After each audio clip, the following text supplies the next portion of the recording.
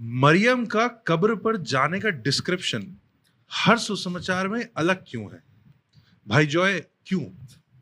सबसे पहले तो मैं फिर से सवाल के लिए शुक्रिया अदा करना चाहूँगा। मैं बोलना चाहूँगा कि बहुत अच्छा सवाल है, और अक्सर क्या बोलते हैं जो स्केप्टिक्स होते हैं, लिबरल्स होते हैं, वो ये सवाल पूछते हैं, जो शक करते हैं बाइबल के ऊपर कि वो परमेश्वर का कलाम है या नहीं, वो कुछ डिफरेंसेस को लेके आते हैं, कुछ डिस्क्रिपेंसीज को लेके आते हैं, ठीक है। और उनमें से एक डिस्क्रिपेंसी ये सवाल है कि जो मरियम का जो अकाउंट है कि वो संडे के पहले या मतलब हफ्ते के पहले दिन जब वो आप टूम पे जाती है, यीशु मसीह की कब्र पे जाती है, तो उसका जो अकाउंट है, उसके जो बयान है, उसमें इतना इख्तलाफात क्यों है, उसमें इतनी डिस्क्रिपेंसीज क्यों है।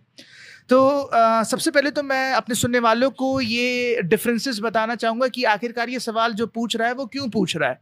ठीक है, आपको अगर नहीं पता तो मैं बता दूं, अगर आप मत्ती की इंजील के 28वें बाब की पहली आयत को पढ़ेंगे तो वहां पे मत्ती बताता है कि हफ्ते के पहले रोज जब मरियम मगदलीनी और आपकी क्या बोलते दूसरी मरियम यीशु मसीह के कब्र के पास गई, ठीक है। और अगर आप मरकुस की इंजील के 16 चैप्टर की फर्स्ट आयत को देखें तो वहां पे मरकुस कहता है कि ना सिर्फ मरियम मगदलीनी थी बल्कि याकूब की मां मरियम भी थी और सालोमे भी थी।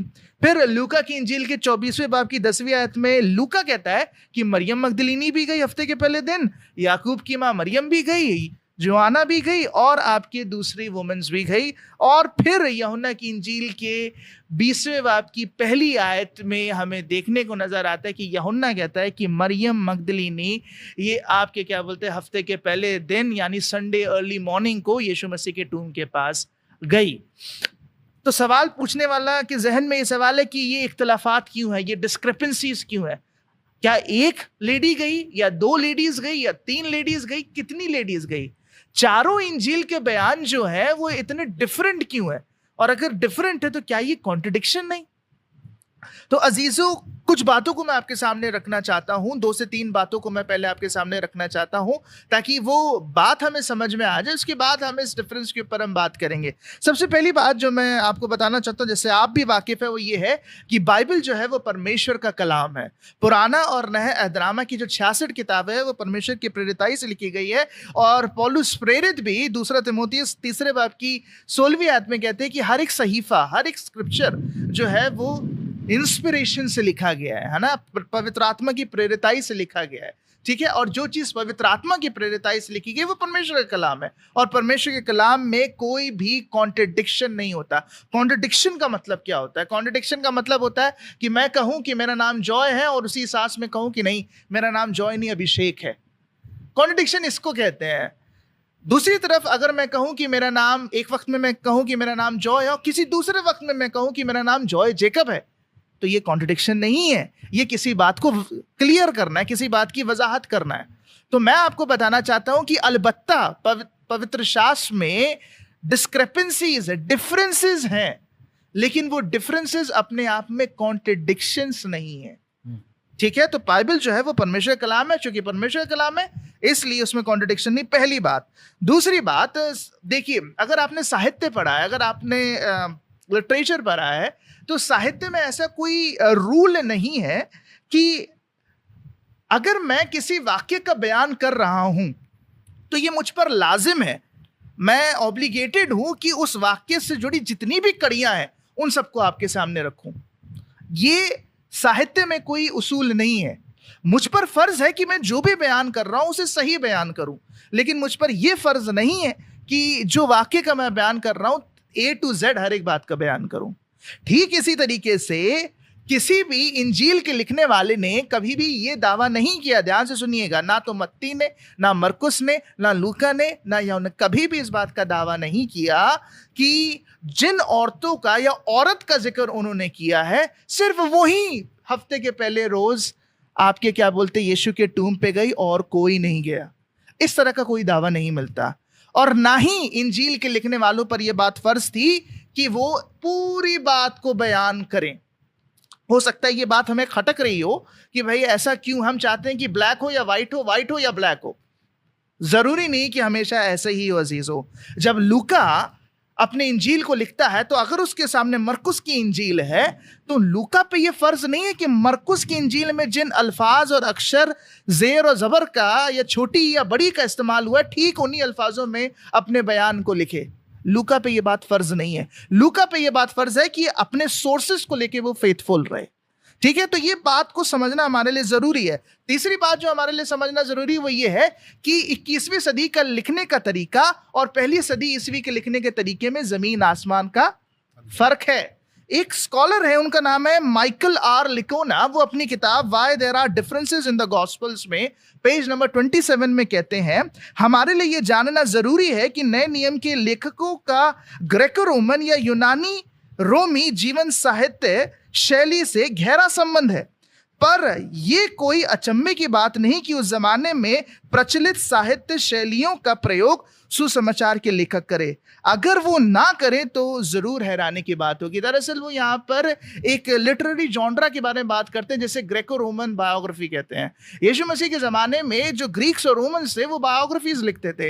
एम्परर्स की बायोग्राफी लिखी जाती थी, रूलर्स की बायोग्राफी लिखी जाती थी। और लिकोना जो कि एक क्लासिसिस्ट है, आपके एक लिटरेचर के या अदब के माहिर हैं, उन्होंने इन तमाम बायोग्राफीज को पढ़ा है। उन्होंने कहा है कि अक्सर इन बायोग्राफीज के लिखने वाले सीधी सीधी बातों को नहीं लिखा करते थे। कभी कभी बातों को पैराफ्रेज कर दिया करते थे। जो जरूरी बातें थी उनको ले लिया करते थे, जो गैर जरूरी बातें थी उनको छोड़ दिया करते थे।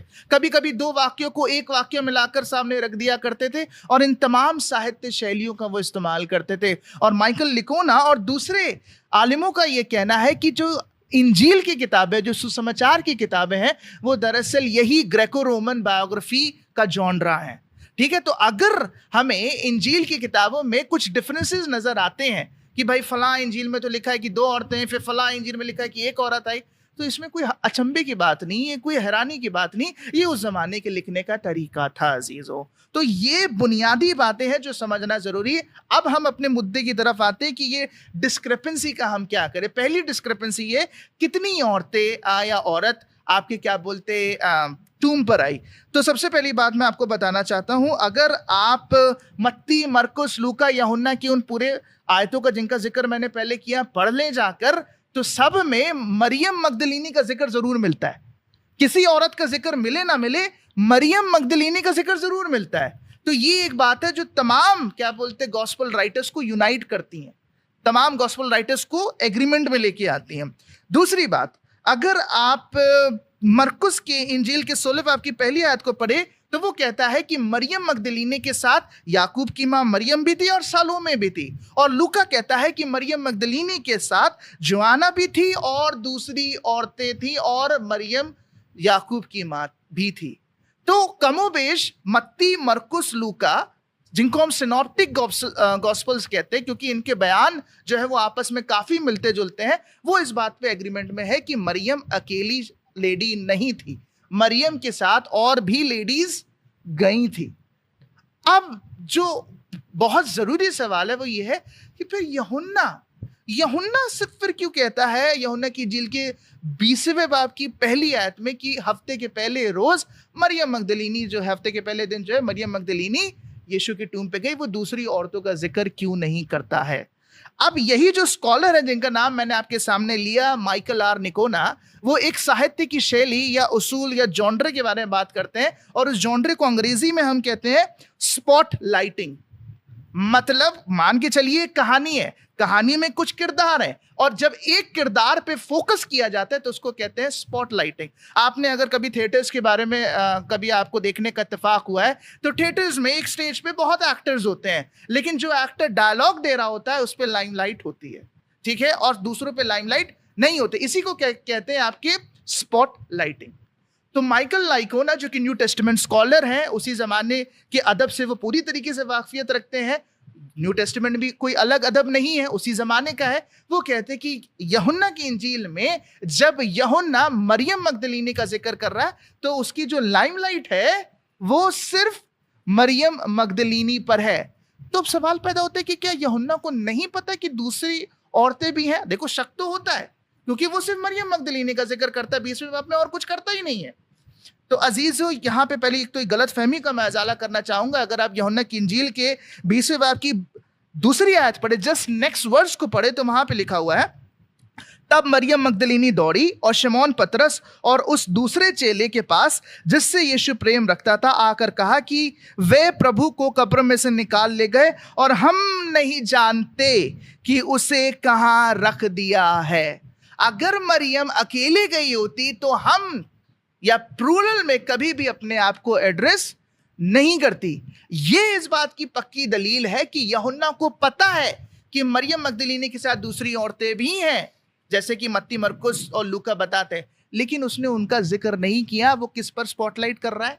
मरियम पर स्पॉटलाइट कर रहा है, ठीक है। और ये वो पहली बार नहीं करता। अगर आप उसी के क्या बोलते हैं, यूहन्ना की इंजील के 19वें बाब की 25वीं आयत पढ़े तो यीशु मसीह सलीब पर हैं और वो जिक्र करता है कि यीशु मसीह के सलीब के पास कौन लोग हैं। तो यूहन्ना की इंजील की 19वें बाब की 25वीं आयत में कहता है, परंतु यीशु के क्रूस के पास उसकी माता और उसकी माता की बहन मरियम, क्लियोपास की पत्नी और मरियम मगदलीनी खड़ी हुई थी।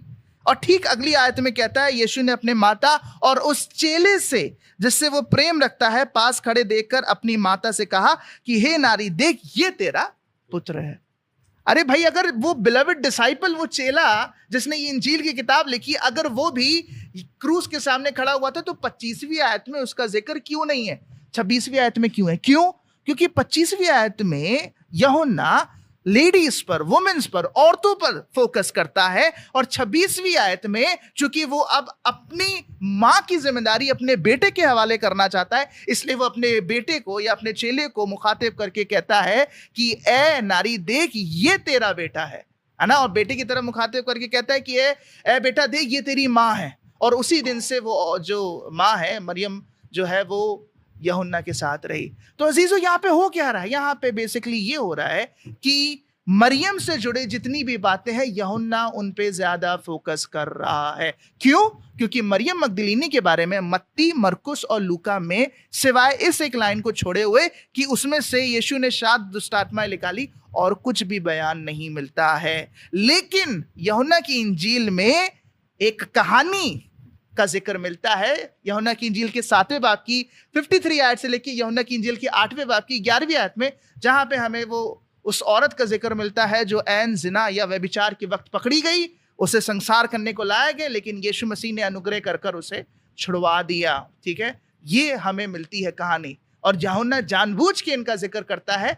क्यों? क्योंकि मत्ती, मरकुस, लूका में इनका जिक्र नहीं है। और हमें पता है कि मरियम मगदलीनी का यीशु मसीह की लाइफ और मिनिस्ट्री में एक इंपॉर्टेंट कंट्रीब्यूशन है। तो चीजों को अजीजों, इंजील की लिखारी या बयान करने वाले अपने नुक्ता नजर से, अपने पर्सपेक्टिव से बयान कर रहे हैं। उनका एक बात पे एम्फेसिस है, दूसरे बात पे एम्फेसिस नहीं है। जिसका किसी दूसरे बात पे एम्फेसिस है, उसका तीसरे आदमी का उस तीसरी बात पे एम्फेसिस नहीं है। सबके अपने अपने एम्फेसिस है, सबके अपने अपने पर्सपेक्टिव है, सबके अपने अपनी टाइमलाइन है जिसके हिसाब से वो लिखना है। ये कॉन्ट्रडिक्शन नहीं, डिस्क्रेपेंसी है। इसको हम जितना जल्दी जान लें, पहचान लें और मान लें, उतना हमारे लिए अच्छा है। Praise the Lord. Amen. Praise the Lord.